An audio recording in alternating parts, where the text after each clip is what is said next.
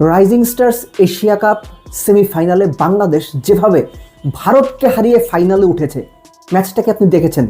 যদি দেখে থাকেন আপনি ভাগ্যবান, যদি না দেখে থাকেন এবং ক্রিকেট ভক্ত আপনি ভাই মিস করছেন, সিরিয়াসলি বিরাট মিস করছেন। এরকম ম্যাচ হয় না বলবো না, খুব কম হয়। আপনি একবার চিন্তা করেন, খেলা সুপার ওভারে গেছে, ভারত 0 রানে অল আউট হয়েছে, 0 রানে লিটারেলি অল আউট হয়েছে, এবং ওই 1 রান করতে গিয়া বাংলাদেশ 0 রানে ফার্স্ট উইকেট হারাইছে। ম্যাচ জিতছে একটা ওয়াইড বলে বাংলাদেশ। কি পরিমাণ এক্সাইটমেন্ট পুরো ম্যাচে ছিল, আপনি না দেখলে বুঝতেই পারবেন না। আর যারা দেখেছেন তারা প্রতিটা পরতে পরতে রোমাঞ্চ অনুভব করেছেন। আমি যা বলবো আমার কথার সঙ্গে তার প্রত্যেকবারে ওই ছবিগুলো, খেলার ওই অংশগুলো একদম চোখের সামনে ভেসে উঠবে। কংগ্রেচুলেশনস বাংলাদেশ এ টিম।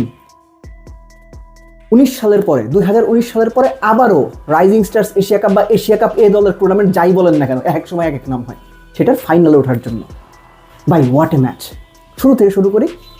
বাংলাদেশ আগে ব্যাট করেছে, পাওয়ার প্লেতে 49 রান তুলেছে, বেশ ভালো ব্যাট করেছে। বাংলাদেশের ব্যাটিং যদি আপনি হিসাব করেন 2টা ফেসে, পাওয়ার প্লে, মিডল ওভার এবং শেষ 2 ওভার। ইন্টারেস্টিংলি হাবিবুর রহমান সোহান এই ম্যাচটাতে বেশ ভালো ব্যাট করেছেন। ফার্স্টে তো তুমি 100 দিয়ে শুরু করেছিলেন, মাঝখানে 2টো ব্যাচ প্যাচ গেছে, একটা ম্যাচ তো খুব বাজে ব্যাট করেছেন আফগানিস্তান এগেইনস্টে। এই ম্যাচে 46 বলে তিনি যে 59 রানের ইনিংসটা খেলেছেন, that was actually good innings. Bangladesh টিমের এক পর্যায়ে রান ছিল 2 উইকেটে 107, 13 ওভার 4 বলে সম্ভবত। এই যে 13 ওভার 4 বল থেকে 18 ওভার পর্যন্ত একটা স্প্যান, মোটামুটি 5 ওভারের মতো। এই সময়ে বাংলাদেশ মোটে 36 রান তুলেছে, 4 উইকেট খুঁয়েছে। কোন বিবেচনাতে আবু হাজার রনিদের 5 নম্বরে কিংবা মাইদুল ইসলাম অঙ্কনকে 7 নম্বরে ব্যাটিং করতে পারানো হয়েছে? সেমিফাইনালের মতো বিগ ম্যাচে এই ধরনের স্ট্র্যাটেজি অ্যাকচুয়ালি নেওয়া উচিত হয়েছে কিনা, এটা নিয়ে আমি বলবো না ভুল হয়েছে, কিন্তু এটা নিয়ে আলোচনা করার যথেষ্ট সুযোগ রয়েছে।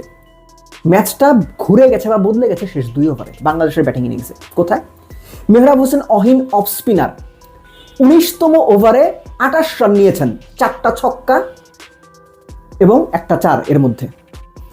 শেষ ওভারে বাংলাদেশ 22 রান তুলেছে, এবং ইয়াসির রাব্বিকেও একটা ক্রেডিট দিতে হয়, তিনি 8 নম্বরে ব্যাট করতে নেমেছিলেন, কত 9 বলে বোধহয় 26-25 এরকম রান করেছেন।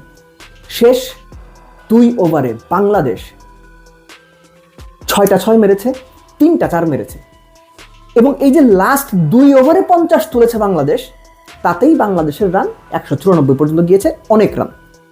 বাংলাদেশ স্টার্টটা ভালো করেছে না, ভালো করেনি। বাংলাদেশের প্রথম ওভার রিপন মন্ডল, টুর্নামেন্টের হাইয়েস্ট উইকেট টেকার, তিনি 19 রান দিলেন।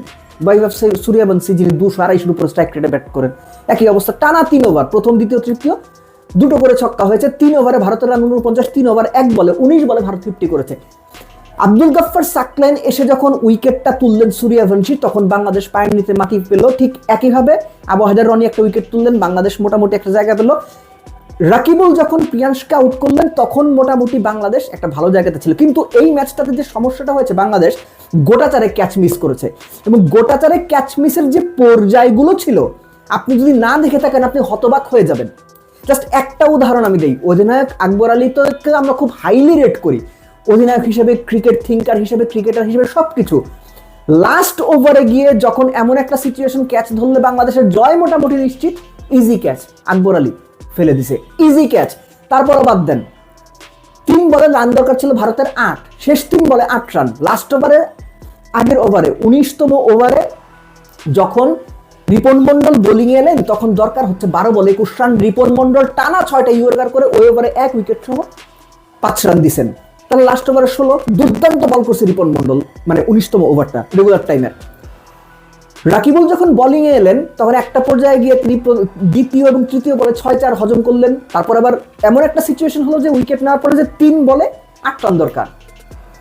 জিশান আলম, যিনি অ্যাকচুয়ালি মোটামুটি ভালো ফিল্ডার, ভাই ইজি ক্যাচ এরকম করলো, লং অফে সম্ভবত, লং অফে লং এ আমার মনেও নাই এক্স্যাক্টলি। হাতে বল পড়লো, ক্যাচ মিস, বল ছুট, ওটা যদি সামনে পড়তে 1 রান হয়, হাতে লেগে ছুটে গিয়ে পেছনে গিয়ে বাউন্ডারি 4। তারপর লাস্ট বলে 4 রান দরকার, 1 রান।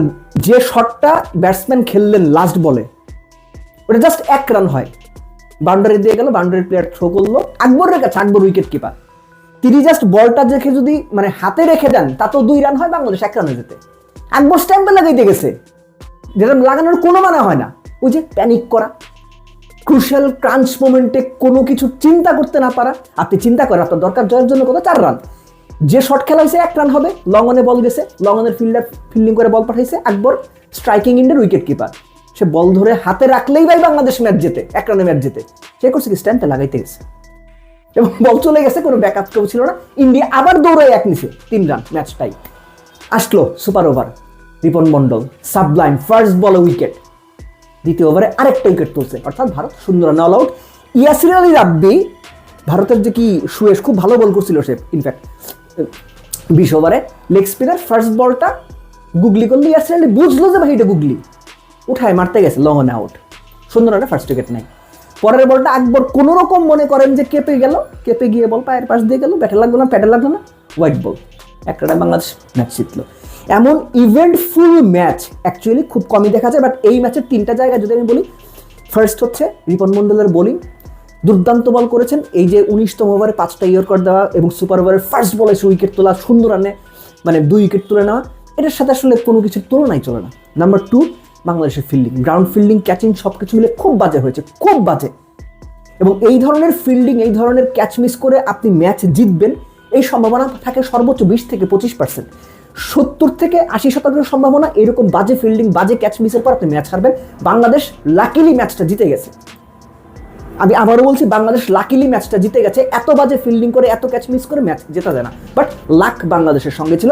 থার্ড, এই যে মিডল ওভার বা মিডল ফেসের খেলা নিয়ন্ত্রণ করার জন্য একটা সেমিফাইনাল ম্যাচে এসে আপনার রেগুলার ব্যাটসম্যানদের আপনি 7-8 নম্বরে পাঠানোর যে স্ট্র্যাটেজিটা নিয়েছেন, সেমিফাইনালের মতো এসেছে, এই ধরনের জিনিস চিন্তা করা, আমার মনে হয় থিঙ্ক ট্যাঙ্ক যারা আছেন, ড্রেসিং রুমে যারা আছেন, ক্যাপ্টেন কোচেস যারা আছেন, তারা বোধহয় আরেকবার ভাবতে পারেন। কেননা ম্যাচ আপনি জিতে গেছেন, জিতলে সব মানে দোষ মাফ হয়ে যায়, কিন্তু আমার কাছে সেটা হয় না।